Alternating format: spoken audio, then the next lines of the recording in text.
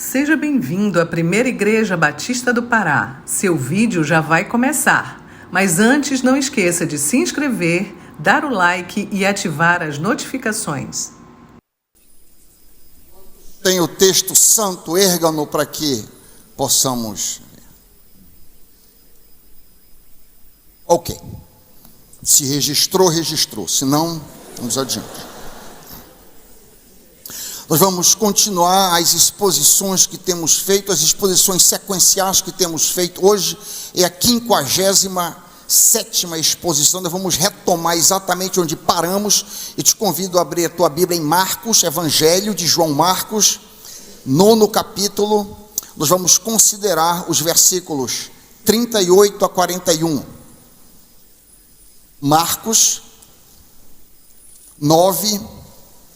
Nós vamos examinar os versículos 38, 39, 40 e 41. Eu leio na Ara, você acompanha na sua tradução. Disse-lhe João: Mestre, vimos um homem que em teu nome expelia demônios, o qual não nos segue. E nós lhe o proibimos, porque não seguia conosco. Mas Jesus respondeu: não lhe o proibais, porque ninguém há que faça milagre em meu nome e logo a seguir possa falar mal de mim. Pois quem não é contra nós é por nós. Porquanto aquele que vos der de beber um copo de água em meu nome, porque sois de Cristo, em verdade vos digo que de modo algum perderá seu galardão. Pai, abre nossos olhos, abre nossos ouvidos, Pai. Tira toda distração em nome de Jesus. Queremos entender a tua palavra, Pai. Me esconde atrás da cruz, que tu fales, Pai, não eu. Nós te pedimos essa graça em nome e pelo amor de Jesus. E o povo de Deus apoiando diz: o diálogo que nós acabamos de ler aconteceu dentro de uma casa. Isso é facilmente entendível se você bater os olhos em 9:33. Nós lemos 38 a 41, bata os olhos um pouquinho em cima. A casa provavelmente é a casa dos apóstolos André e Pedro, como pode ser visto se você comparar Marcos 21, 21 e 29. Se você quiser voltar um pouquinho, 2 ou 3 páginas, e se você conferir Marcos 1, 21 e depois 29, você vai ver que provavelmente esse local em Cafarnaum era a casa dos 2 apóstolos que vieram a ser apóstolos, e Jesus utilizava essa casa como um ponto de referência, uma base de operações para o seu ministério. O interior desta casa, nós vimos isso, eu vou tocar um pouquinho a título de recapitulação. O interior dessa casa, no interior dessa casa, acontece uma cena bastante pedagógica. Acontece uma cena em 3 atos. Jesus assentando-se, você pode acompanhar comigo, versículos 35 a 36, versículos 35 e 36. Primeiro, Jesus assentou-se. Segundo, chamou os seus discípulos. Terceiro, trouxe uma criança. O ato de assentar era tipicamente uma posição de ensino que os rabinos judeus sempre utilizavam. Assentando-se, chamou os seus discípulos. Lembram do Sermão do Monte? Típico.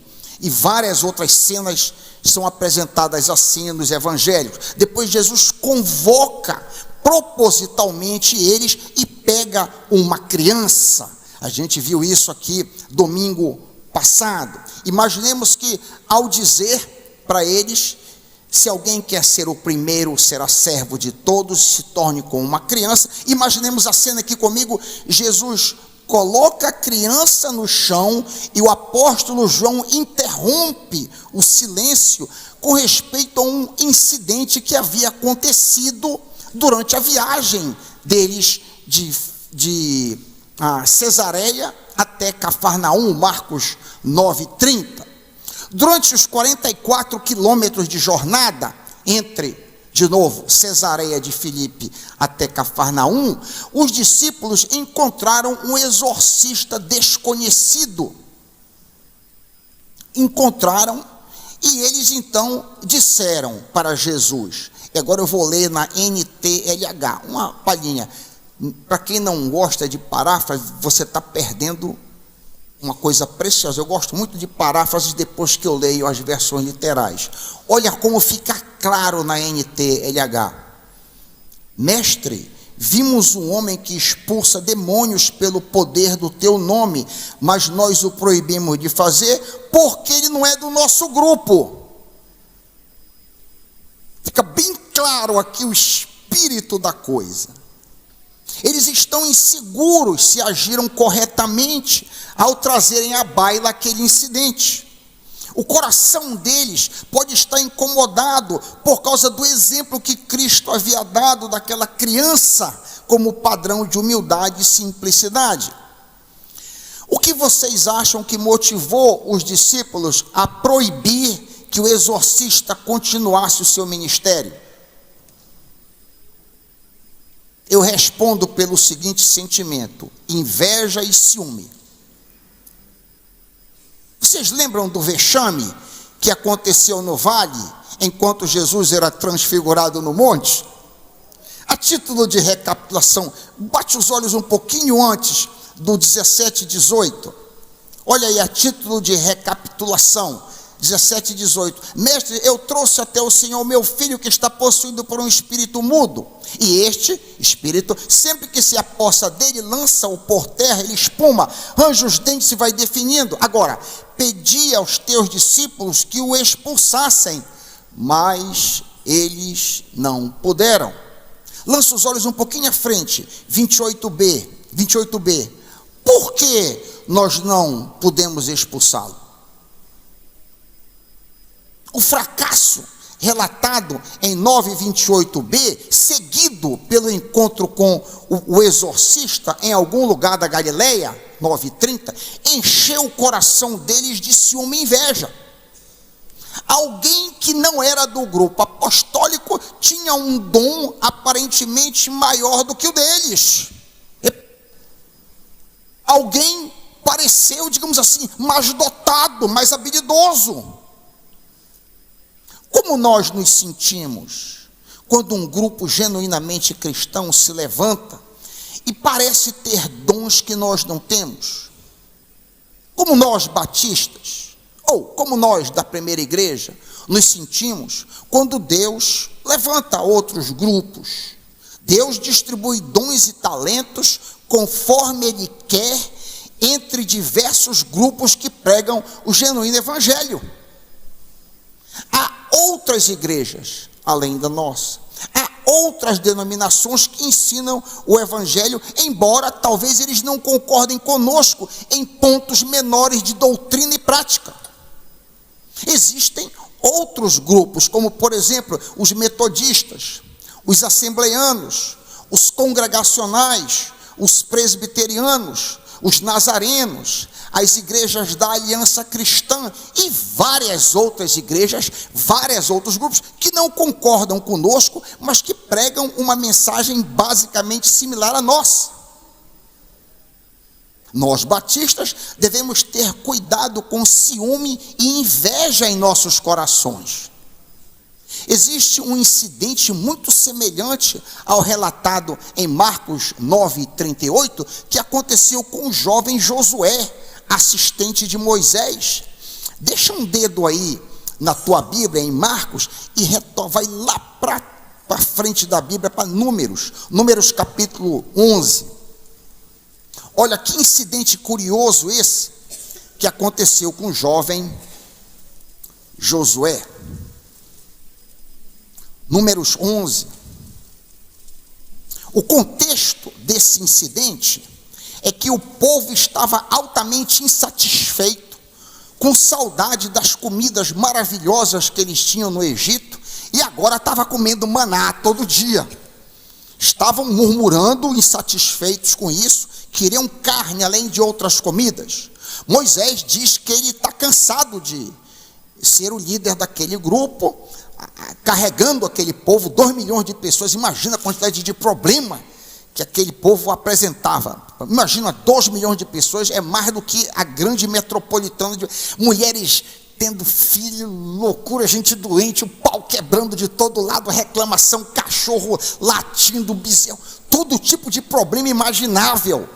Todo tipo de problema imaginável. E Moisés diz: eu não aguento, eu não suporto mais dirigir esse povo. Esse é o contexto imediato do texto que nós vamos ler agora. Deus disse: eu vou dar outros líderes para ti, tu não estarás mais sozinho. Olha comigo, para que o ministério fosse mais leve. Moisés reuniu 70 homens dos anciãos do povo e os pôs ao redor da tenda. Então o Senhor desceu na nuvem e falou com Moisés. E tirando do espírito que estava sobre Moisés, o pôs sobre aqueles 70 anciãos. Quando o espírito repousou sobre eles, profetizaram, exibiram um comportamento parecido com o de Moisés, quem sabe em êxtase, proclamando as verdades de Deus. Mas isso nunca mais se repetiu. Aquele momento foi só para autenticar aquelas pessoas que são líderes. Agora, porém, 2 homens ficaram no arraial, não vieram para a tenda. Um se chamava Eldade e outro Medade. O Espírito repousou sobre eles, porque eles estavam entre os inscritos, mesmo que não tivessem ido até a tenda, e profetizavam no arraial. Versículo 27. Então, um jovem correu e anunciou a Moisés, abre aspas, Eldade e Meldade estão profetizando no arraial. Josué, filho de Num, auxiliar de Moisés, um dos seus escolhidos, respondeu e disse: Moisés, meu senhor, ordene que pare com isso. Porém Moisés lhe disse: tu estás com ciúme por causa de mim? A NTLH diz assim: por que você está preocupado com os meus direitos? Fica bem claro aí. Por que tu estás preocupado, Josué, com os meus direitos? Eu gostaria, segue Moisés, eu gostaria que todo o povo do Senhor fosse profeta, que o Senhor lhes desse do seu espírito. Veja, esses novos líderes receberam a unção pela mediação de Moisés. 2 rapazes receberam diretamente. 2 rapazes estavam no arraial, eles estavam na tenda fora do arraial. E aí Josué ficou inseguro. Ele pensou que aqueles 2 rapazes poderiam arguir uma liderança autônoma, que até viesse a concorrer com a liderança de Moisés. Por sinal, isso se cumpre. Se tu leres o próximo capítulo, a gente leu o 11, se tu leres o 12, Miriam e Arão, tira e queda, se levantam contra a liderança de Moisés. Aquilo que inquietou o coração do jovem Josué aconteceu. Todavia, isso é o que mais interessa.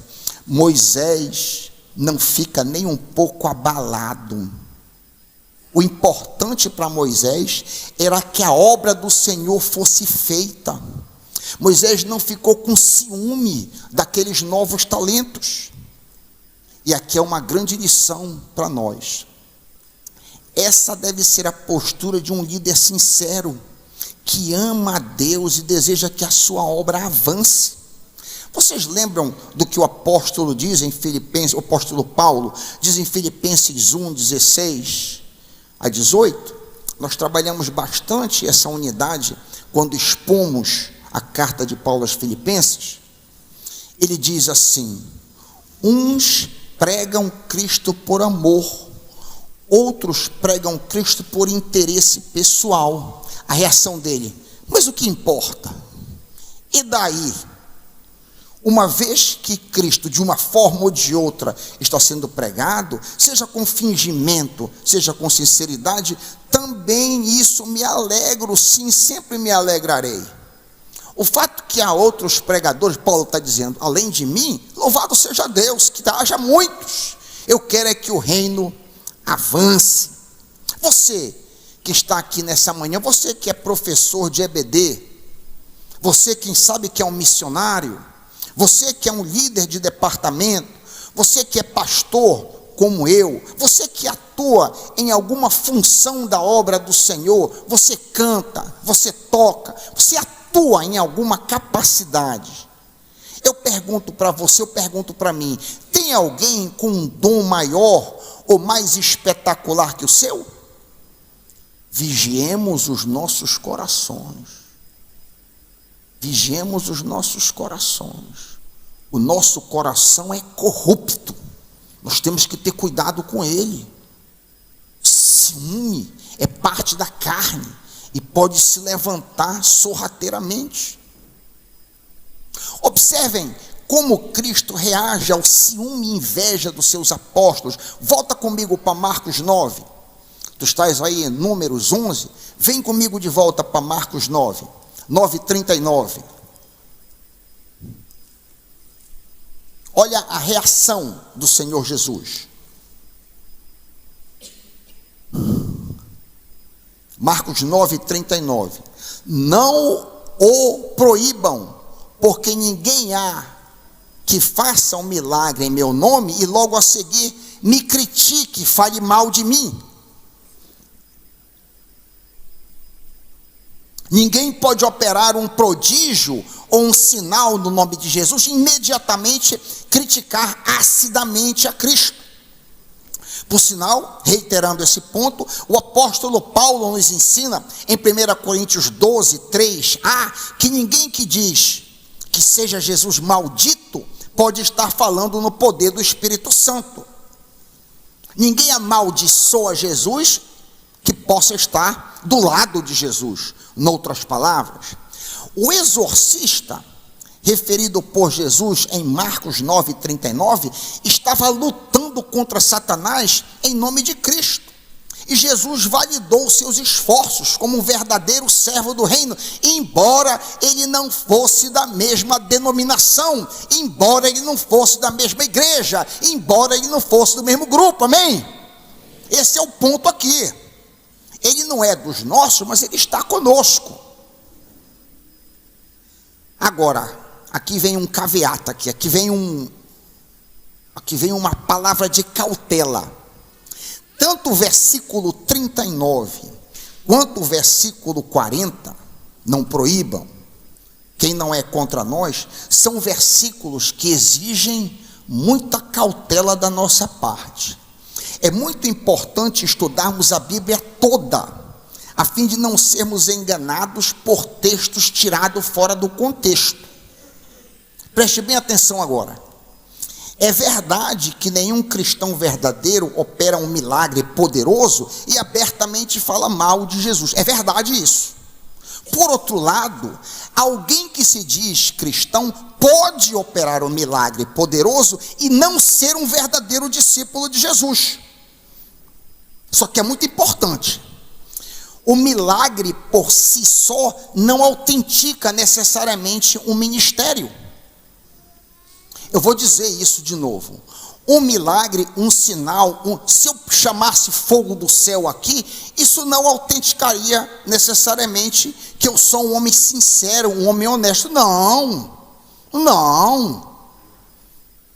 Por exemplo, vem comigo para Mateus 7. Abre a tua Bíblia.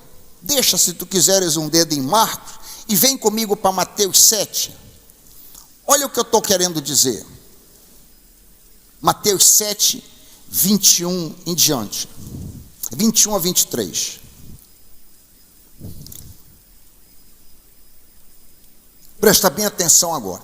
Não é toda pessoa que me chama de Senhor, Senhor, que entrará no reino do céu, mas somente quem faz a vontade do meu Pai. Ou seja, não são todos que pregam o evangelho, que ensinam as doutrinas bíblicas, que expulsam demônios, que se dizem servos do Senhor, que são voluntários que trabalham na obra do Mestre, que de fato terão acesso à vida eterna, mas somente aqueles que são obedientes ao Pai. E aí, deixa ainda aberto aí, Jesus diz uma coisa que sempre me deixou perplexo e que eu considero ininteligível. Nenhum teólogo entende isso aqui, o que ele vai dizer. Lê comigo o próximo versículo. É o versículo 22.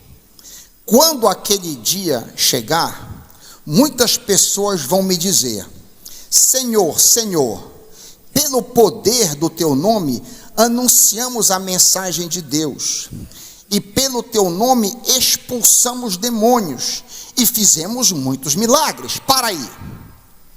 Noutras palavras, essas pessoas dirão para Jesus, no dia do julgamento final, o seguinte: Senhor, foi no teu nome, não foi no nome de Buda que nós trabalhamos, foi no teu nome, não foi no nome de Maomé que nós trabalhamos, foi no teu nome, não foi no nome de Confúcio que nós trabalhamos, foi em teu nome que nós fizemos o que fizemos, em teu nome nós pregamos o evangelho, nós fomos pastores de igreja, nós fomos missionários, nós fomos evangelistas, nós expulsamos demônios em teu nome, e nós fizemos milagres em teu nome. Jesus não nega isso.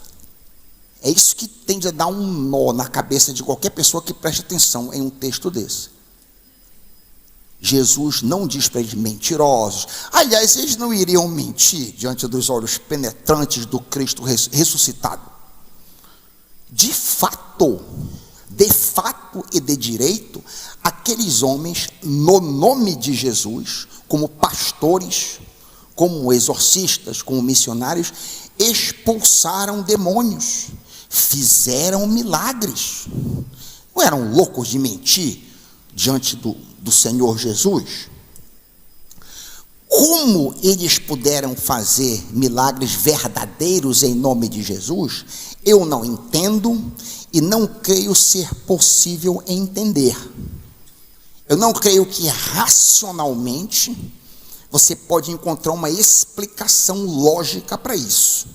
Todavia, no cristianismo, nós não somos chamados a entender Deus, mas a crer em sua palavra. É crer no que diz a sua palavra. Como Jesus reage às palavras dele? Nós fizemos no teu nome. Como é que Jesus reage? Acompanha comigo, 23, baixa de novo, Mateus 7, 23. Então eu direi claramente a essas pessoas: eu nunca conheci vocês, afastem-se de mim, vocês que praticam a iniquidade. Ou seja, eu nunca tive intimidade, egnon, de gnóstico, eu nunca conheci, eu nunca fui íntimo de vocês.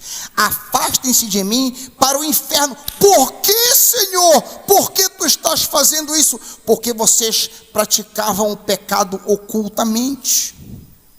Vocês viviam vida dupla. Chegou a hora da verdade. Sim, chegou a hora da verdade. Meu pastor, na primeira igreja batista de Birmingham, no Alabama, foi preso no centro da cidade por uma policial disfarçada de prostituta.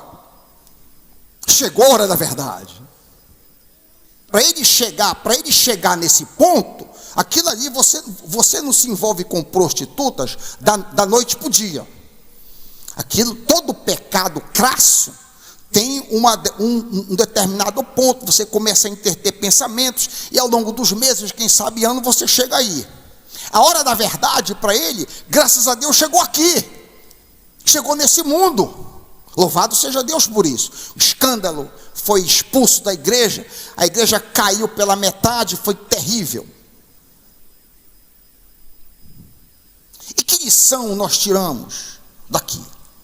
Qual é a lição que eu e você tiramos das palavras do Senhor Jesus? Primeiro, milagre por si só não deve nos impressionar. Eloquência não deve nos impressionar. Pregações não devem nos impressionar. Devemos ter cuidado. Isso é uma lição para mim e para você. Eu lembro-me de um irmão que me mandou um vídeo de uma cura autenticada por exames médicos. E a cura veio com o cara tirou lá a radiografia. Eu não me lembro qual era o exame, um exame médico sério que fez lá. E aí então, o pastor da prosperidade, da teologia da prosperidade, orou, meses depois, ela estava careca, a mulher, tudo com exame de câncer comprovado, irrefutável, morrendo, e aí depois de um ano, ela voltou lá para dar testemunho, mostrou o exame, tudo. Eu creio no exame, eu creio. Ué, pastor, porque milagre não identifica, não quer dizer nada. Em terreiro de macumba, em outros locais, acontece milagre também. Eu não estou dizendo que esse pastor que fez esse milagre é macumbeiro, nada disso, eu não sei, Senhor, nós fizemos milagres em teu nome, e Jesus não nega que eles fizeram milagre no nome dele. Isso aqui não é para a gente entender, o que é para você ficar fixado no teu coração, é que milagre por si só não autentica ministério de ninguém. E nos últimos dias vai haver uma onda de milagres tremendas. Esse é o primeiro ponto. Em segundo lugar, você que aceitou a Cristo, que foi batizado, quem sabe até mesmo trabalha como músico, como professor de EBD, como voluntário, como contribuinte na igreja, mas você vive uma vida dupla. Se arrependa, meu irmão. Se arrependa, meu irmão. Do contrário, se você continuar a vivendo uma vida dupla, você tem coisas na sua vida que a sua esposa não sabe, dependendo da sua idade. Tem coisas na sua vida que a sua mãe não sabe. Tem coisas na tua vida que o teu esposo não sabe. Tem coisas na tua vida que tu terias vergonha de saber que teus filhos vieram a saber, descobriram. Em outras palavras, por acaso tu estás vivendo uma vida dupla. Te arrepende, meu, em nome de Deus, te arrepende. Senão, você é um candidato sério, embora batizado, etc., a ouvir: afaste-se de mim, eu nunca conheci você que pratica a iniquidade. No próximo versículo, avante no fluxo do texto, versículo 40, Jesus faz outra afirmação que necessita de extremo cuidado nosso. Versículo 40, ele diz: quem não é contra nós é por nós. É o título da nossa mensagem. Tal qual o versículo anterior, 39, Cristo está pressupondo que a pessoa é sincera quando ele diz isso. Como nós já afirmamos, o fato que alguém não é do nosso grupo, ou de nossa igreja, ou de nossa denominação, não implica que ele não é um cristão genuíno. Se as marcas primárias da fé estiverem presentes, ele está no mesmo time. Quem sabe ele está em um grau de maturidade diferente do seu, pode ser, mas ele está no mesmo time. Como que a gente pode saber? Como que a gente pode medir em alguma maneira? Se a pessoa professa ser um crente em Cristo, eu sou um crente. Se a pessoa tem a Bíblia como palavra de Deus infalível, se a pessoa crê na salvação pela fé somente, através da graça somente, se a pessoa busca a santidade, não para a glória dele, mas para a glória do Senhor Jesus, se a pessoa acredita na ressurreição dos mortos e aguarda a vinda de Cristo, essa pessoa, abre aspas, é por nós, embora nós não concordemos com ela em muitos outros aspectos secundários. Com certeza não será possível termos comunhão na mesma igreja com essa pessoa por causa das nossas diferenças. Ainda assim, somos irmãos em Cristo, estaremos juntos na glória. Amém? Ok, dito isso, agora vem o contraponto. Presta atenção. O ensino registrado em Marcos 9:40, quem não é contra nós é por nós, necessita de outros textos para completá-lo. Isso aqui não está completo. Vocês lembram daquele duelo entre Jesus e o diabo? Quando Jesus disse, está escrito, o diabo disse, está escrito. Vocês lembram qual é a próxima palavra do Senhor Jesus? Também está escrito.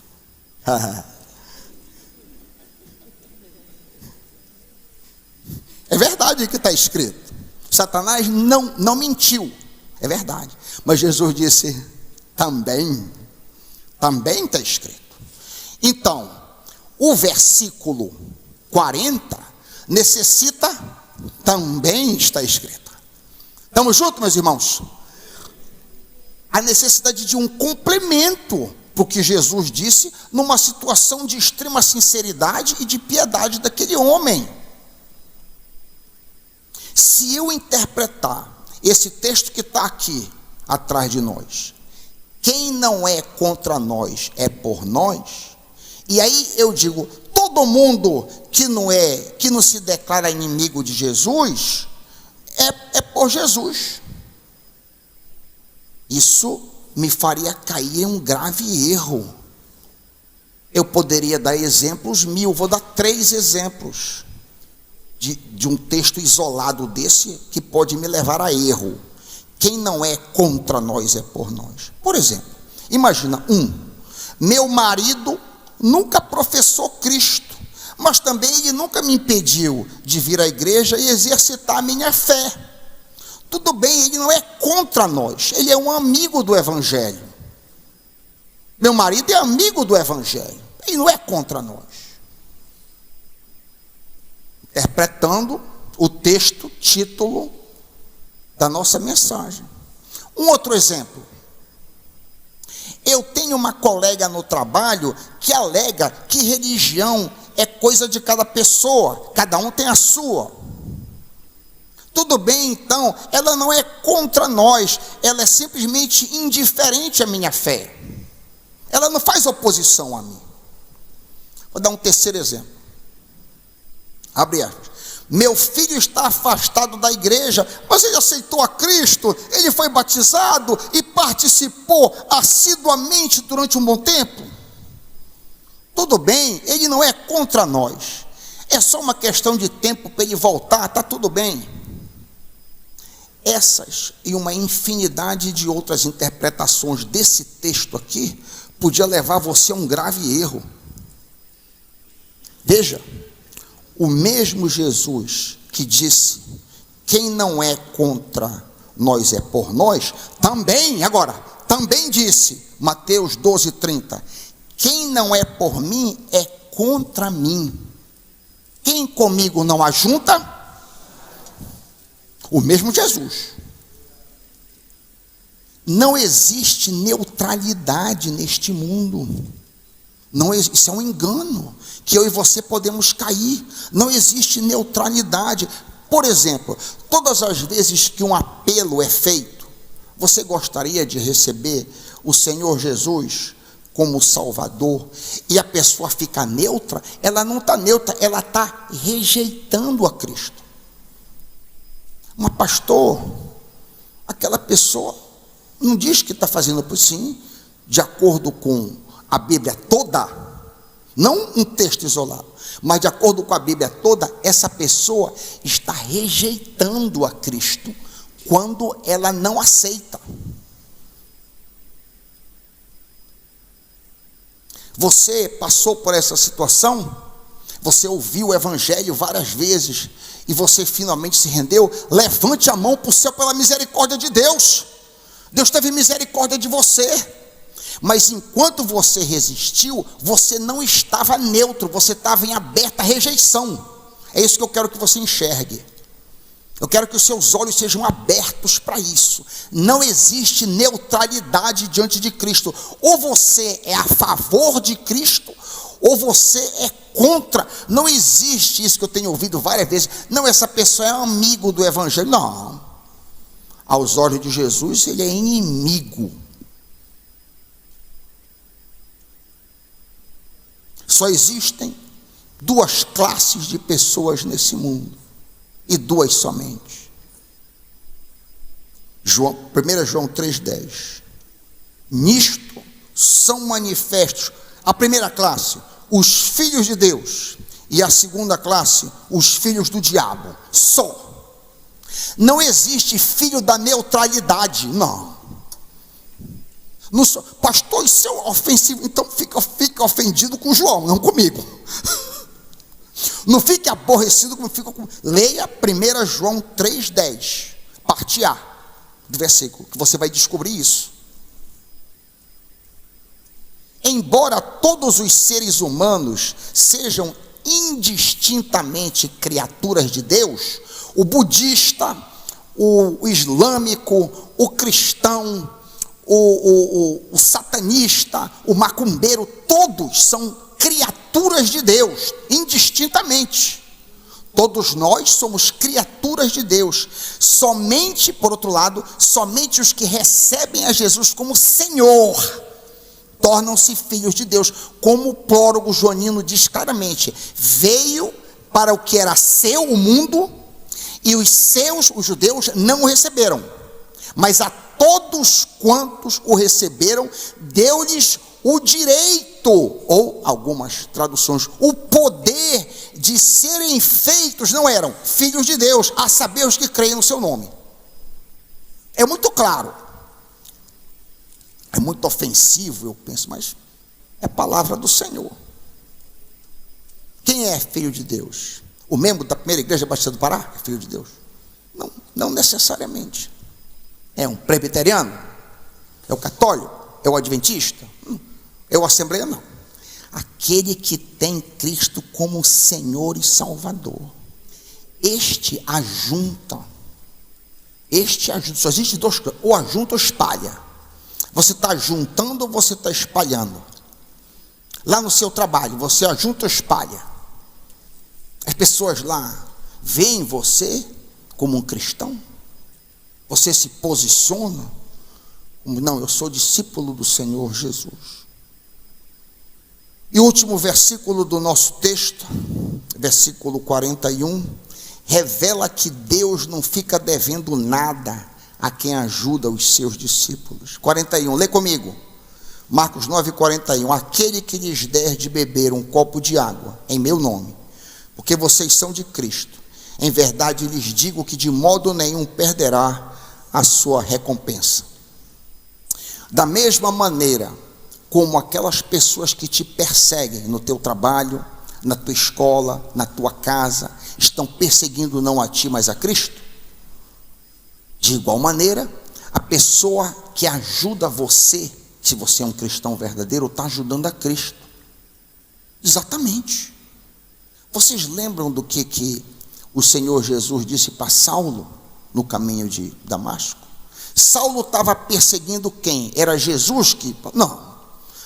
Saulo estava perseguindo a igreja. E Jesus disse: Saulo, por que tu estás me perseguindo? Quem és tu, Senhor? Encegueirado pela luz. Eu sou Jesus a quem tu persegues. A pessoa que faz oposição a ti, que é hostil, está fazendo oposição e hostilidade a Jesus. É Jesus em ti que é detestável. É Jesus em ti que é cheiro de morte para aqueles que estão morrendo. Tu entendes isso? Pois se tu entendes isso, entenda também que quando você ajuda um filho de Deus, ou quando alguém ajuda você, vai ter uma recompensa para essa pessoa. Pastor, e se for um ímpio que me ajudar? Até para ele, Deus de alguma maneira vai recompensá-lo, embora ele não vá para o céu. Mas Deus não pode mentir. Qualquer pessoa que ajudar vocês, que der para vocês, em meu nome: olha, tu és discípulo de Jesus, está aqui, eu quero dar essa oferta para tu consertares o teu carro. Alguém desconhecido. Essa pessoa vai ser recompensada de alguma forma. E você que também trabalha ou participa, você que de repente nem tem muitos cargos, mas você gosta de participar, às vezes ajudando, dando uma palavra de encorajamento para um irmão. Olha, eu tenho um data show lá que eu não estou mais usando, eu sei que tu estás dando aula, eu queria dar esse data show aqui para a obra. Vai ser recompensado isso, até um copo de água. Ou seja, uma coisa simples será recompensado. Existem outras denominações, e eu concluo. Existem outras igrejas, outras pessoas diferentes de nós, que estão genuinamente trabalhando em prol de Jesus. Devemos ter cuidado para que Não se levante nos nossos corações ciúme e inveja. Ao contrário, naquilo que pudermos, devemos ajudar. Devemos ajudar a pessoa.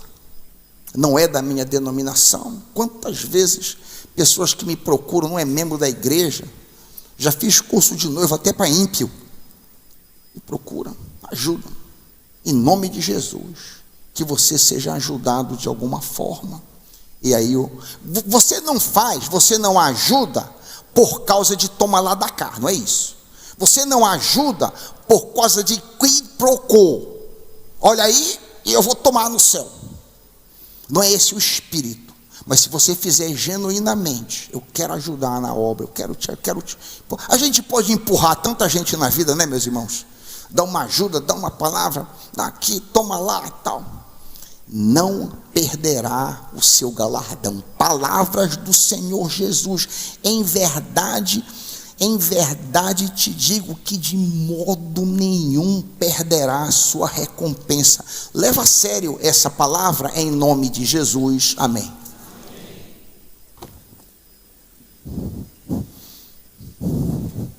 Fiquemos de pé.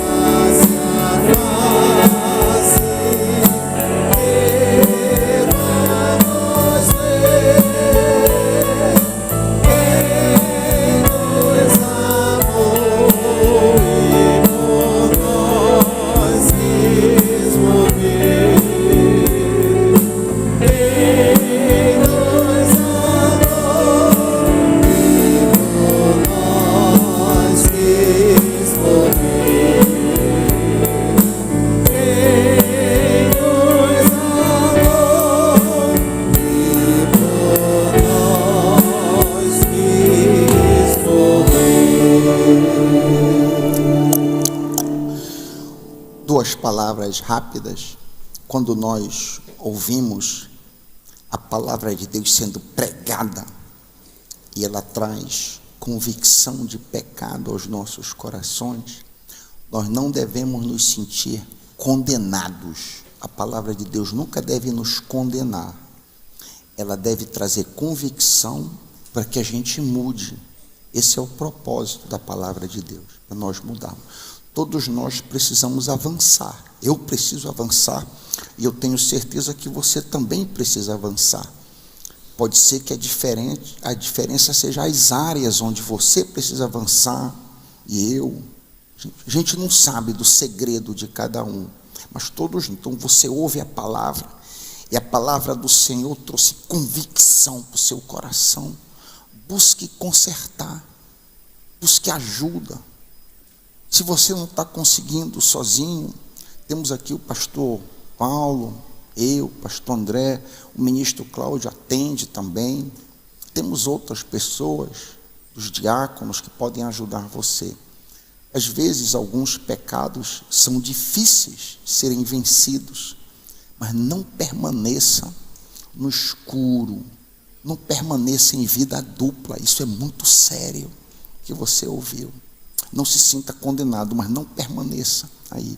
E uma segunda palavra, você que está vivendo uma vida transparente, não perfeita, nenhum de nós é perfeito, mas você está lutando para viver diante do Senhor. Eu queria te fazer um convite a 2024.